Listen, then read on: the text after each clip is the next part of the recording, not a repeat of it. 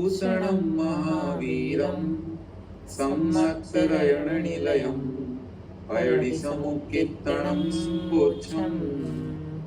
पंच परमेष्ठी भगवान की जय। आचार्य श्री नेमीचंद जी सिद्धांत चक्रवर्ती महाराज की जय। आचार्य गुरुवर श्री विद्यासागर जी महाराज की जय। चलिए, गाथा नंबर 192 जी। कौन पढ़ रहा है भैया के बाद? मनीषा। मनीषा ने भी बहुत दिन से नहीं पढ़ा। हाँ। आउग भागो थो नामागो दे समो तदो अहियो गादितिये वियतत्तो मोहे तत्तो तदो तदिये। आउग भागो ध्रुवो नामागो दे समो तदो अहियो गादितिये वियतत्तो मोहे तत्तो तदो तदिये। आउग भागो थोवो Recording in progress. रामागो दे समो तदो अहियो गादितिये वियतत्तो मोहे तत्तो तदो तदिये। वंदना दीदी। सब मूल प्रकृतियों में आउग भागो थोवो आयु कर्म का हिस्सा थोड़ा है। जो समय प्रबद्ध आता है उसमें किस कर्म को कितना हिस्सा मिलता है, सभी कर्मों का हिस्सा उसमें होता है। तो सभी कर्मों में यथायोग्य वो द्रव्य बट जाता है। तो यहाँ पर सबसे पहले ये बता रहे हैं कि किसको सबसे कम मिलता है और उससे अधिक क्रम से किस किस को द्रव्य मिलता है। तो बता रहे हैं गाथा में आउग भागो थोवो। सब मूल प्रकृतियों में, मूल प्रकृतियों की बात चल रही है अभी, उत्तर प्रकृतियों की नहीं। तो आउग भागो थोवो आयु कर्म का हिस्सा थोड़ा है। नामा गोदे समो तदो अहियो। नाम और गोत्र कर्म का हिस्सा समो आपस में समान है, तो भी तदो अहियो आयु कर्म के भाग से अधिक है। और घादितीय भी तत्तो, घादितीय मतलब अंतराय, दर्शनावरण और ज्ञानावरण, इन तीन घातीय कर्मों का भाग आपस में समान है, तो भी नाम और गोत्र के तत्व यानी नाम और गोत्र के भाग से अधिक है। मोहे तत्तो, इससे अधिक मोहिनी कर्म का भाग है हिस्सा, तथा तदो तदिये, और उससे भी अधिक मोहिनी कर्म से भी अधिक तदिये मतलब तृतीय कर्म। तृतीय कर्म कौन सा है? वेदनीय कर्म का भाग है ना। तो इस प्रकार से यहाँ पर बताया सबसे कम किसका है? आयु कर्म का। उससे अधिक नाम और गोत्र का। परस्पर में यद्यपि समान है नाम और गोत्र का, तो भी आयु कर्म से अधिक है दोनों का। और नाम और गोत्र से अधिक किसका है? ज्ञानावरण, दर्शनावरण और अंतराय, इनका भी परस्पर में समान होते हुए नाम और गोत्र से अधिक है। फिर ज्ञानावरण, दर्शनावरण, अंतराय से अधिक किसका है? मोहिनी का। और मोहिनी से अधिक किसका है? सबसे अधिक वेदनीय का। सबसे अधिक वेदनीय का। अब गुणस्थानों की अपेक्षा से देखें तो जहाँ पर जितने कर्मों का बंध होता है वहाँ उतने कर्मों में बंटवारा होता है। तो कल हमने देखा था वेदनीय कहाँ से निकला? तदीय मतलब तृतीय। तृतीय कर्म कौन सा है? वेदनीय। अच्छा। सबसे अंत में आया तदीय। तो जहाँ जितने कर्मों का बंध होता है वहाँ उतने कर्मों में बंटवारा होता है। गुणस्थानों की अपेक्षा देखेंगे तो गुणस्थान 1, 2, 4, 5, 6, 7, ये 6 गुणस्थान, इनमें 7 कर्म और 8 कर्म बनते हैं, मतलब 8 कर्म बनते हैं। 7 भी बनते हैं और 8 भी बनते हैं। जब आयु कर्म बंधेगा तो 8 बनेंगे, और जब आयु कर्म नहीं बंधेगा तो 7 बनेंगे। और तीसरे गुणस्थान में आयु कर्म को छोड़ करके 7 कर्म बनते हैं। और 8वें 9वें गुणस्थान में भी आयु को छोड़ करके 7 कर्म बनते हैं। 10वें गुणस्थान में कितने कर्म बनेंगे? 6। आयु और मोहिनी को छोड़कर 6 कर्म बनते हैं। और 11वें 12वें 13वें में कितने कर्म बनते हैं? एक मात्र वेदनीय कर्म। अब गाथा नंबर 193। सुह दुख निमित्तादो बहु निर्जर गोत्तिवेयणीयस्य सव्वे हिंतो बहुगम दव्वम होदित्तिने दिठम। सुह दुःखं निमित्तादो बहुनि जरगोतिवेयणीयस्य तवे हिंदो बहुगम दव्वम होदित्तिने दिठम्। सब लोग अपना म्यूट करके साथ में बोलें। सुह दुःखं निमित्तादो बहुनिज्जर गोत्तिवेयणीयस्य तवे हिंदो बहुगम दव्वम होदित्तिने दिठम्। तो क्या कह रहे हैं यहाँ पर कि वेयनीयस्य यानी वेदनीय कर्म, वेयनीयस्य यानी वेदनीय कर्म, सुख दुख निमित्तादो सुख दुख के निमित्त से होता है, सुख दुख के निमित्त से होता है, इसलिए बहु निज्जर गोत्ती इसकी निर्जरा भी बहुत होती है। सुख दुख के निमित्त से वेदनीय कर्म होता है, इसलिए इसकी निर्जरा भी बहुत होती है। सव्वे हिंतु बहुगम इसलिए सभी कर्मों से अधिक द्रव्य दव्वम होदित्य निदिठम इस वेदनीय कर्म का होता है, ऐसा परमागम में या जिनेन्द्र देव ने कहा है। वेदनीय कर्म को सबसे अधिक द्रव्य क्यों दिया गया यह बताने के लिए एक गाथा अलग से आई है, धवला जी में भी इसका उल्लेख है। अब गाथा नंबर सुंदर बंटवारा है दीदी। दीदी कितना सोच समझ के किया हुआ बंटवारा है। बिल्कुल अच्छा बंटवारा। गृहस्थ जीवन में ही ऐसा होता है, जिसके बच्चे ज़्यादा होते हैं उनको उतने ही कम हिस्सा मिलता है, ज़्यादा हिस्सा देना पड़ता है, और कम होते हैं तो अलग। उसी बिल्कुल कर्म सिद्धांत जिसने पढ़ा है ना वो समझ जाएगा कि बंटवारा कैसे करना चाहिए। शेषाणं पैडीनं तिदि पड़ी भागेन होदि दव्वन्तु आवलि असंख्य भागो पड़ी भागो होदि नियमेन। शेषाणं पयडीनं तिदि पड़ी भागेन होदि दव्वन्तु आवलि असंख्य भागो पड़ी भागो होदि नियमेन। शेषाणं पैडीनं तिदि पड़ी भागेन होदि दव्वन्तु आवलि असंख्य भागो पड़ी भागो होदि नियमेन। शेषाणम पैडीनम मतलब वेदनीय के सिवाय बाकी सब मूल प्रकृतियों के द्रव्य का ठिदि पड़ी भागेण होदि दव्वन्तु स्थिति के अनुसार बंटवारा होता है। मतलब जिसकी स्थिति अधिक है उसका अधिक और कम को कम तथा समान स्थिति वाले को समान द्रव्य हिस्से में आता है। आवली असंख्य भागो पड़ी भागो होदि नियमेण, और विभाग करने में जो प्रतिभागहार बनाया है वो नियम से कितना है, आवली के असंख्यात भाग प्रमाण है। जो प्रतिभाग बनाएंगे ना, जिसका भाग दे करके बंटवारा करेंगे वो कितना होगा, तो आवली के असंख्यात भाग प्रमाण है। वेदनीय कर्म बता दिया कि सुख दुख का कारण है, इसलिए इसकी निर्जरा बहुत होती है, इसलिए इसका द्रव्य सबसे अधिक प्राप्त होता है। शेष कर्मों का अपनी स्थिति के अनुसार विभाग होता है। जिसकी स्थिति अल्प उसे द्रव्य अल्प मिलता है, जिसकी स्थिति अधिक उसे द्रव्य अधिक मिलता है। और अधिक का प्रमाण लाने के लिए प्रतिभाग का प्रमाण कितना है, आवली बटे असंख्यात। आवली के असंख्यात भाग का भाग देते जाएंगे। अब थोड़ा सा बताएंगे वो किस तरह से बंटवारा करना है। तो एक बार फिर से अपने मन को, माइंड को और हार्ट को गणित के लिए तैयार कर लीजिए। आत्मा तो तैयार रहेगी। बहुभागे समभागो अट्ठण्णम होदि एक भागम ही उत्तकमो तत्थवि बहु भागो बहुगस्य देयोदु। बहुभागे समभागो अट्ठण्णं होदि एक भागं हि उत्तकमो तत्थवि बहु भागो बहुगस्य देयोदु।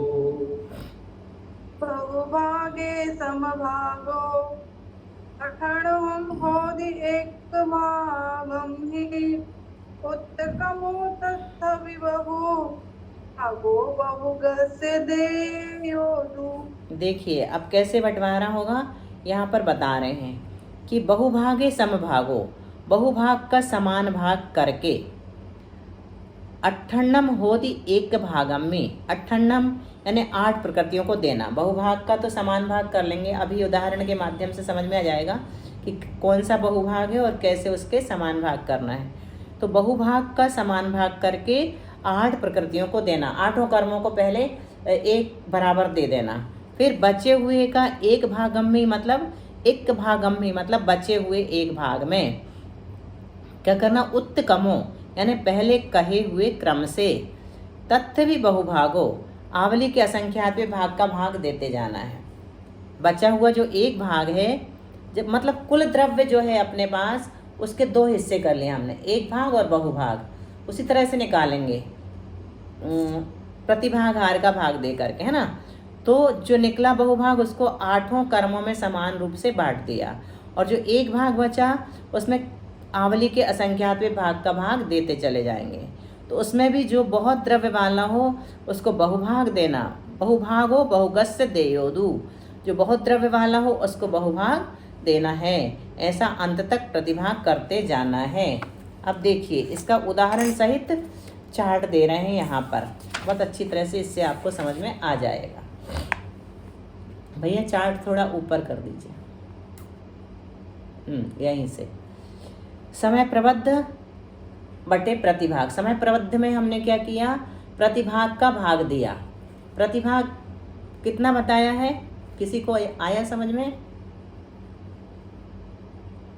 प्रतिभाग का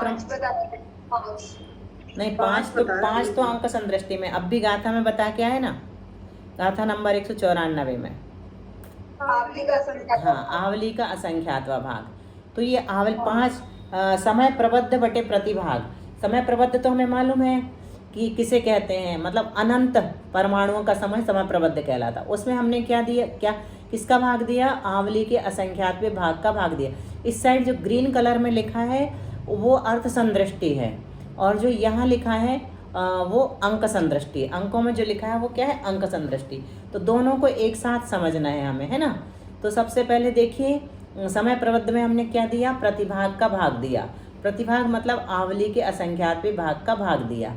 तो यहाँ पर अंक में हमने कितना माना समय प्रबद्ध को, देख के बताओ, 75,000 मान लिया। समय प्रबद्ध का प्रमाण, समय प्रबद्ध के द्रव्य का प्रमाण कितना माना, 75,000। उसमें आवली के असंख्यात भाग को का प्रमाण कितना माना, 5 मान लिया। तो 75,000 में 5 का भाग दिया तो कितना आ गया, 15,000 आया, है ना। 15,000 आया, ये क्या कहलाएगा, बहुभाग की एक भाग कहलाएगा, है ना। क्योंकि जो भाग दे करके हमें लब्ध आता है वो हमेशा एक भाग कहलाता है, और जो जिसमें भाग दिया है उसमें से एक भाग को घटा देते हैं तो बहुभाग निकल आता है। 75,000 में से हमने 15,000 घटा दिया तो क्या आ गया, 60,000। ये बहुभाग है। अब 60,000 को हमको 8 कर्मों में बांटना है। ये बहुभाग है ना, तो बहुभाग को हमें 8 कर्मों में बांटना है ना। शेष द्रव्य में से बराबर बहुभाग निकल गया। और समभाग करना है तो बहुभाग बटे बध्यमान कर्म, मतलब 8। बध्यमान कर्म 8 है हमारे पास, और बहुभाग कितना, 60,000। तो 8 का भाग देंगे 60,000 में तो कितना आया, 7,500, 7500, है ना। 7500 आया। तो 7500 हमने किसको दे दिया, 8 कर्मों को दे दिया। ठीक है। अब जो बचा हुआ एक भाग है हमारे पास, कितना है एक भाग, 15,000। बिल्कुल ठीक चल रहे हैं आप लोग। 15,000 एक भाग है। इसमें हमने क्या किया, फिर से प्रतिभाग का भाग दिया। प्रतिभाग मतलब अर्थ संदृष्टि में क्या बोलेंगे, फिर से बताइए, आवली का असंख्यात भाग। यहाँ पर हमने क्या मान लिया, आवली का असंख्यात भाग मतलब 5 मान लिया। 5 को आवली का असंख्यात भाग माना। तो 15,000 में हमने 5 का भाग दिया तो कितना आया, 3,000 आ गया। तो ये एक भाग हो गया, है ना। बहुभाग का एक भाग का भी हमने फिर से एक भाग निकाल लिया। जो एक भाग था हमारे पास उसका फिर से एक भाग निकाल लिया। अब 15,000 में से 3,000 घटा देंगे तो कितना आएगा, 12,000। ये हो गया अपना बहुभाग। तो बहुभाग जो है हमारा ये इसको हम किसे दे देंगे? वेदनी को दे देंगे, वेदनी को दे दिया जाए। पूरा का पूरा 12,000 उठा करके वेदनी को दे दिया। अब हमारे पास एक भाग बचा है, वो कितना है? 3,000। 3,000। 3,000 में फिर से हमें प्रतिभाग का भाग देना है, 5 का भाग देना, 5 का भाग देना है ना। तो कितना आ गया? 600। 600 आ गया। तो 600 जो है हमारा ये क्या है? एक भाग है ना। तो इसको 3,000 में से घटा देंगे तो कितना आएगा? 2400 बचेंगे। 2400 बचेंगे। 2400 को हम किसको दे देंगे? मोहिनी को दे देंगे, मोहिनी कर्म को दे देंगे। अब भैया थोड़ा ऊपर कर दीजिए, भैया ऊपर कर दीजिए। मोहिनी तक हम पहुंच गए है ना। अब हमारे पास कितना बचा था? एक भाग कितना बचा था? 600। 600 में फिर से प्रतिभाग का भाग दिया हमने, तो कितना आ गया? 120 आ गया। एक भाग 120 आ गया और बहुभाग कितना आ गया? 600 माइनस 120 बराबर 480 आ गया बहुभाग, है ना। तो 480 में हमने 3 का भाग दिया। क्यों दिया 3 का भाग? क्योंकि 3 कर्मों में बंटवारा करना, समान रूप समभाग देना है। तो 160 आया। 160 किस किस को देंगे? अंतराय, ज्ञानावरण, दर्शनावरण, अंतराय, तीनों को समान रूप से दे दिया। 160 160 160। अब 480 में से हमने क्या घटाया? 160। तो कितना बचा? नहीं 400, एक भाग हमारे पास कितना बचा था? 120 बचा था। ऊपर चलो, एक भाग हमारे पास कितना बचा था? 120 बचा था। उसमें फिर से प्रतिभाग का भाग दिया, है ना। 5 का भाग दिया तो कितना आया? 24 आया। तो ये तो एक भाग हो गया और 24 को हमने क्या किया? 120 में से घटा दिया तो कितना आ गया? 96, 96। ये हो गया अपना बहुभाग। तो ये बहुभाग को हमें किसको देना है? नाम गोत्र 2 को देना है। तो इसमें क्या करेंगे? 2 का भाग दे देंगे। 2 को देना है, इसलिए 2 का भाग दे दिया। तो कितना कितना आ गया नाम और गोत्र के हिस्से में? 48 48 आ गया, है ना। अब हमारे पास कितना बचा? एक भाग 24 बचा। तो 24 में आप क्या करेंगे? प्रतिभाग का भाग देंगे कि नहीं? आयु कर्म को दे देंगे। क्यों नहीं देंगे? भाग नहीं जाता इसलिए। नहीं, अब वो होना ही नहीं है। हाँ, इसलिए कि अब हमारे पास कोई भी कर्म बाकी नहीं है आगे और बंटवारा करने के लिए, इसलिए अब हम प्रतिभाग का भाग नहीं देंगे। तो कितना आ गया? 24 जो है पूरा का पूरा आयु को मिल गया। तो इस प्रकार से, और ऊपर कर दीजिए भैया। अब इस प्रकार से हमने देखा कि बंटवारा कैसे हुआ। सबसे पहले 8 कर्मों में 7500 7500 7500 7500 बांट दिया।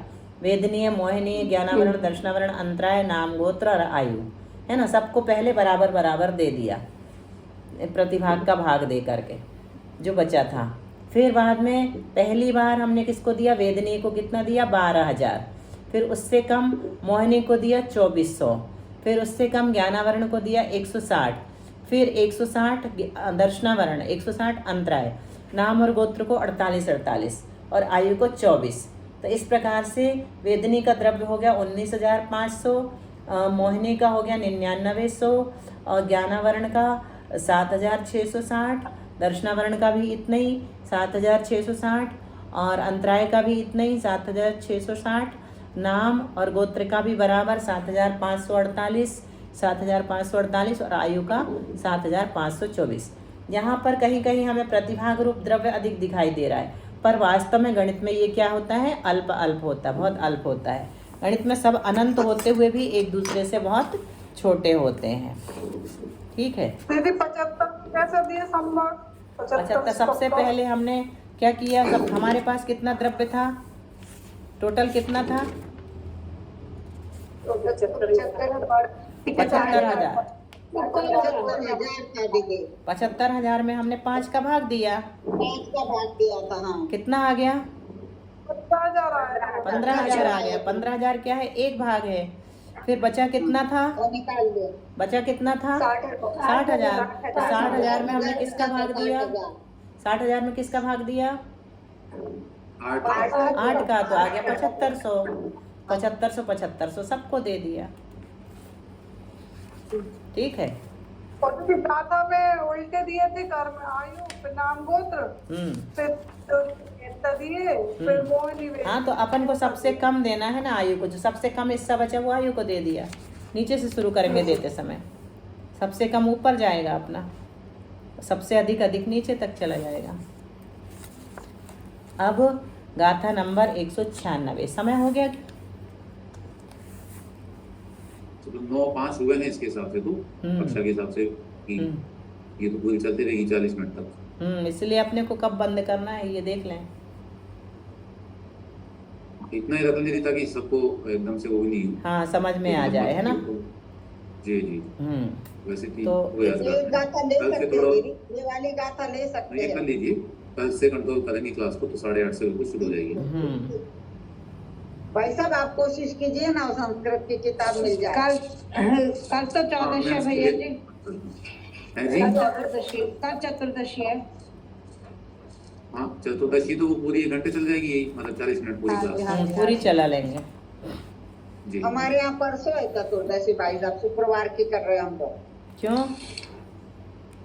पता नहीं, हमारे मंदिर में शुक्रवार लिखी है। अच्छा। 2 त्रयोदशी कर रहे हैं, कहीं 2 द्वादशी कर रहे हैं, अलग अलग कर रहे हैं। अभी कैलेंडर में तो लिखा नहीं है कि 2 चतुर्दशी है। ना चतुर्दशी ना बोला है, कोई भी नहीं कर सीधी से था दिए। 2 कैलेंडर है ना, इस कारण हो सकता है दूसरे कैलेंडर में देखा। चलिए, जिनवाणी स्तुति कर लेते हैं, आज इतना ही रख लेते हैं, आगे से चतुर्दशी के बाद करेंगे। ठीक है। बोधि समाधिः परिणामशुद्धिः स्वात्मोपलब्धिः शिवसौख्यसिद्धिः चिन्तामणिं चिन्तितवस्तुदाने त्वां वन्द्यमानस्य ममास्तु देवी। 9 बार नमोकार मंत्र।